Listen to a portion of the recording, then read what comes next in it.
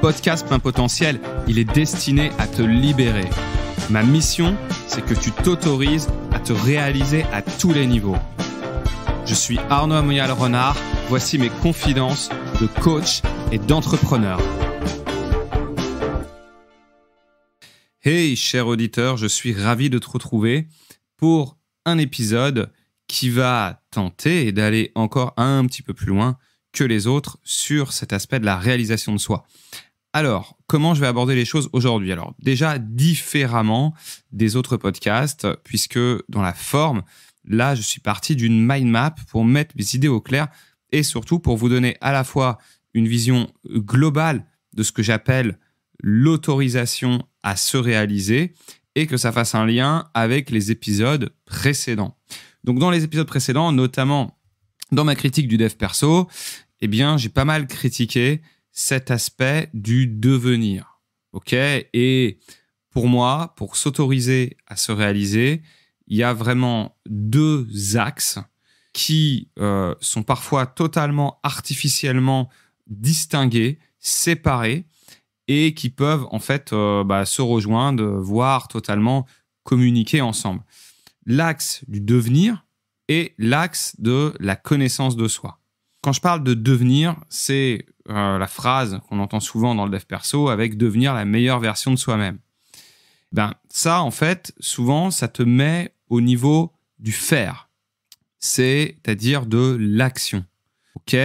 Ça remplit ton besoin d'évolution.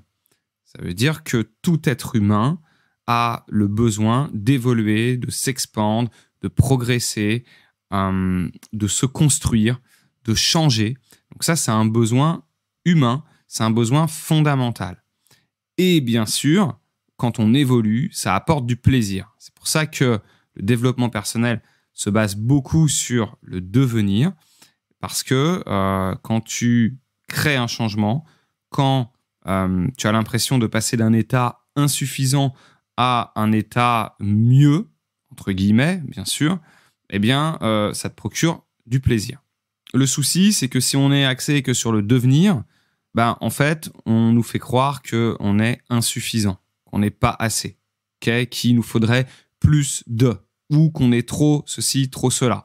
Et si on est obsédé juste par l'idée de se transformer, de changer, d'évoluer, de devenir cette fameuse nouvelle version, ça peut nous amener à nous calquer sur des personnes, par exemple, ou des aspects qu'on va considérer comme modèles. Et donc, ça peut amener à faire des mauvais choix. Exemple, tu suis un rêve qui n'est pas le tien. Tu arrives à la destination qui n'est pas celle finalement que tu souhaitais au plus profond de toi-même. Alors, je parle de mauvais choix dans le sens de ne pas être aligné, de ne pas être en phase avec ses actions. Mais on peut considérer qu'un choix finalement est toujours bon puisque quand on prend une décision, on le fait avec les paramètres qu'on a à l'instant T et le choix n'est mauvais qu'après coup. Donc, le mauvais choix, là, c'est je ne suis pas aligné, je ne suis pas en phase. Mais, même si j'ai critiqué cet aspect du dev perso qui est sur le devenir, eh bien, le devenir, changer, évoluer, au-delà de faire du bien à nos besoins fondamentaux, il nous sert aussi à se rencontrer. Puisque dans le chemin, tu apprends sur toi. Tu apprends sur toi par tes réussites, mais aussi par tes erreurs, par tes échecs. D'accord ? Même si on nous dit il n'y a pas d'échec, il n'y a que des étapes, que des pas.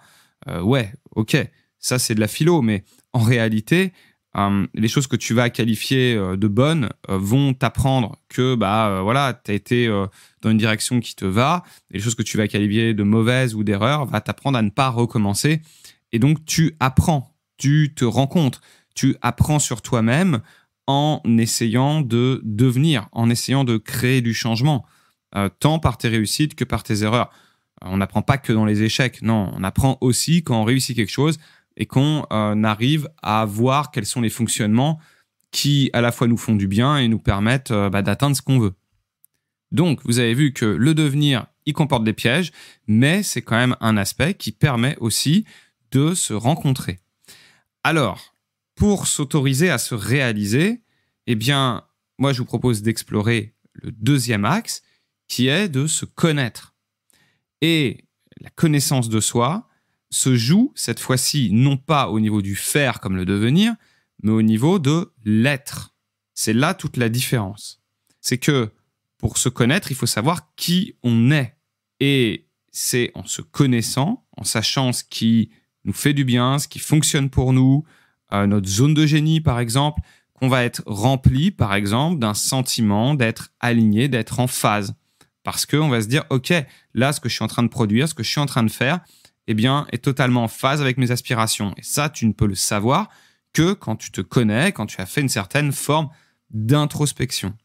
En étant sur l'axe de la connaissance de soi, eh bien, ça va nous rappeler que tout est déjà là, qu'on a déjà énormément de ressources et que parfois, il suffit juste d'aller les déployer, d'aller s'appuyer dessus, d'aller puiser en nous pour révéler justement nos zones de génie, nos forces, notre puissance intérieure.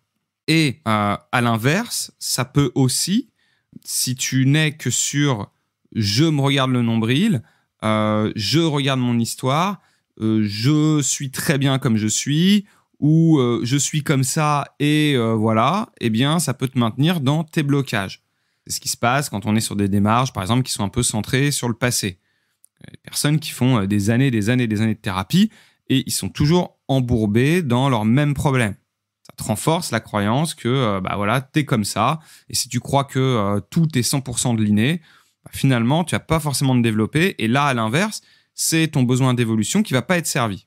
L'introspection, elle va t'amener à te poser des questions. C'est déjà qui je suis aujourd'hui. Et c'est difficile de premier abord de répondre à cette question, qui je suis. Parce que l'être, il englobe tellement de strates que tu peux te définir de plein de façons différentes. Tu peux te définir par rapport à ton prénom, ta catégorie socio-professionnelle, ton âge, tes comportements, tes émotions, tes capacités, tes ressources, l'environnement dans lequel tu évolues. Donc, c'est une vaste question qui n'est pas évidente à répondre comme ça. Ça, toutes les formes d'introspection, elles t'amènent à te poser ces questions-là. Autant l'introspection, elle t'amène à savoir qui tu es aujourd'hui, autant la réalisation, elle te demande quand même de te projeter. C'est qui j'ai envie d'être. Et quand je parle de s'autoriser à se réaliser, là, on est à un niveau de se donner le droit à chaque instant de décider qui tu veux être. Donc, il y a vraiment une idée de décision. Ma décision me permet de m'autoriser à choisir la version de moi-même, le possible que je veux être. Et du coup, dans ces différents possibles, dans ces pleins potentiels au pluriel, référence au titre du podcast, c'est est-ce que je veux changer complètement ? Parfois, il y a des choses dans sa vie qu'on va considérer comme nuisibles, problématiques, et c'est OK, on veut totalement changer cet aspect. Donc là, on va être à fond sur le devenir. Il y a une autre possibilité, c'est est-ce qu'au final, après m'être posé cette question de qui je veux être dans cette situation, on peut se dire, en fait, c'est très bien comme ça. Dans ce cas-là, on est dans une forme d'acceptation et de non-changement. On peut se dire qu'au final, le comportement, ce qui nous posait problème, n'est pas un problème. C'est juste qu'on s'en est fait une montagne. C'est juste que on a cru, par rapport peut-être à des influences extérieures, qu'on n'était pas comme ci, comme ça, comme il fallait. Eh bien, on peut dire, non, en fait, moi, j'ai envie d'être comme ça. Je reste comme ça et c'est totalement OK. Ou alors, on peut être sur un compromis entre les deux. C'est est-ce qu'il y a des choses à garder? Est-ce qu'il y en a d'autres à changer?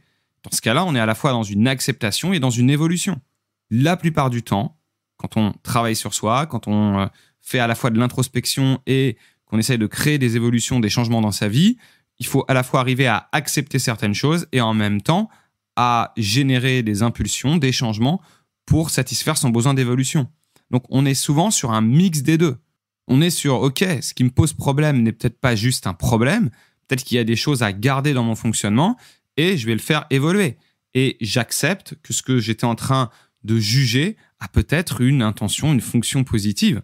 Et à partir de là, on peut voir qu'il y a un lien qui se crée dans la réalisation avec le devenir.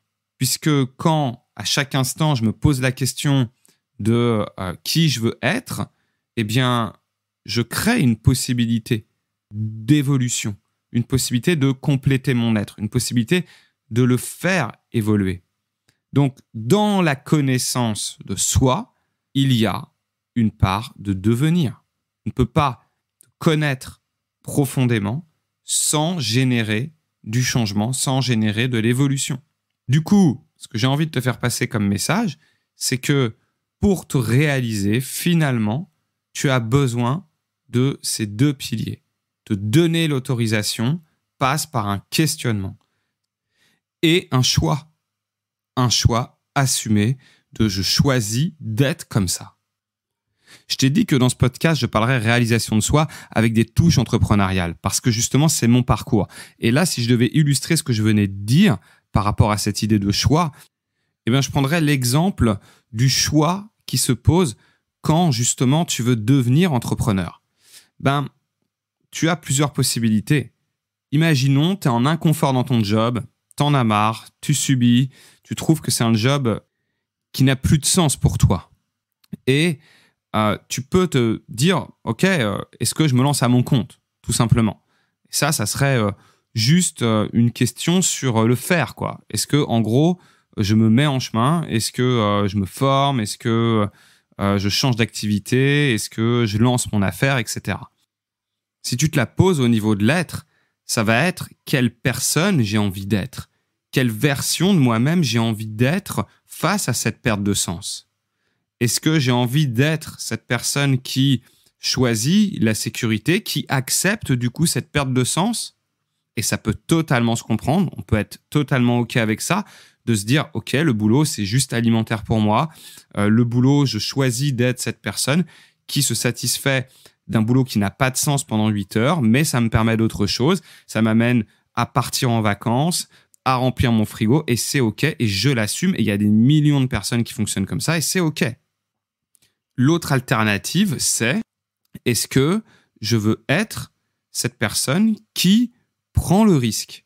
Est-ce que je veux être cette personne qui choisit que je ne vais pas perdre mon temps 8 heures par jour dans une boîte qui ne m'intéresse plus ou un domaine qui n'a pas de sens pour moi, avec un environnement que je n'apprécie pas, et je choisis d'être cette personne qui accepte de prendre un risque, qui accepte de créer un changement, et c'est aussi une autre version qui est tout à fait possible. Entre ces deux possibilités et au-delà même de ces deux possibilités, t'imagines bien qu'il peut y avoir un tas de variations possibles. Est-ce que je choisis d'être cette personne qui, du coup, me résigne et je lâche totalement l'affaire, je me dis maintenant, je fais encore mes 10, 20 ans, 30 ans dans la même boîte, je me pose plus de questions et voilà, le dossier est clos. Ou alors, est-ce que dans l'autre version, je choisis d'être cette personne qui prend la décision là tout de suite radicale que c'est terminé, je retourne plus dans ce taf parce que j'ai plus de temps à perdre. Ok ? Donc là, je te donne par exemple 2 extrêmes radicaux. Et peut-être qu'entre ces 2 choix polarisants, tu as toute une variation possible, tout simplement. Je vais y aller tranquille, je vais affiner mon projet, je vais peut-être me lancer en parallèle, je vais conserver au départ ma sécurité, puis après, je me lancerai tranquillement, ou je demande une rupture conventionnelle, etc. Et plus tu es précis sur l'être que tu choisis d'être, eh bien, plus tu vas être en phase avec tes décisions. Plus tu vas aussi être prêt, comme j'en parlais sur l'épisode précédent, à payer le prix de tes choix. Parce qu'à partir du moment où c'est choisi, c'est beaucoup moins subi. Tu as aimé le podcast? Alors mets 5 étoiles sur ta plateforme préférée, fais-le tourner, partage-le à toute personne à qui tu penses que ça peut faire du bien, à toute personne qui est intéressée par la réalisation de soi et aussi par l'entrepreneuriat, parce que je vais en parler à travers mes expériences. Là, l'exemple que je t'ai donné, c'est typiquement une question que je me suis posée, peut-être pas de cette façon-là, mais en tout cas, j'aurais aimé le formuler comme ça m'aurait pas mal aidé, je pense. Allez, à bientôt pour un prochain épisode. Je te donne tout ce que j'ai, je pars chercher ce qui me manque pourtant.